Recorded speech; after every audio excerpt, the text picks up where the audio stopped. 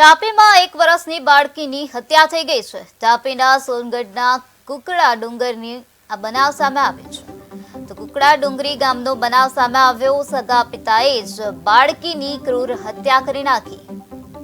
બાળકીને પાણીની ટાંકીમાં ડુબાડવામાં આવી અને બાળકીની હત્યા કરવામાં આવી। ત્યારે પોલીસે આરોપીની ધરપકડ કરી છે અને આ સમગ્ર મામલાને લઈને કાર્યવાહી કરવામાં આવી છે। બાળકીના પિતા દ્વારા જ આ પ્રકારની હત્યા કરવામાં આવે છે। બાળકીની ક્રૂર હત્યા કરવામાં આવે છે। સગા પિતાએ જ બાળકીને મોતને ઘાટ ઉતારી દીધી છે।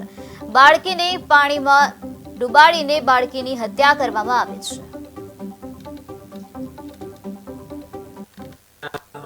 તાપી જિલ્લાના સોનગઢ પોલીસ સ્ટેશન વિસ્તારમાં ગત તારીખ 25 જાન્યુઆરી 2025ના રોજ એક હત્યાનો ગુનો નોંધવા પામેલ છે।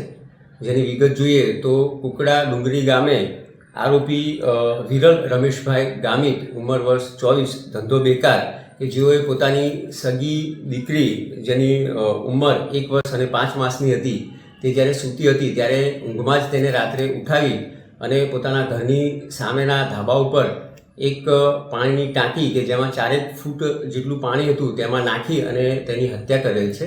પ્રાથમિક તપાસમાં ઘર કંકાસ કારણભૂત હોવાનું જાણવા મળેલ છે અને આગળની તપાસ હાલ ચાલુ છે।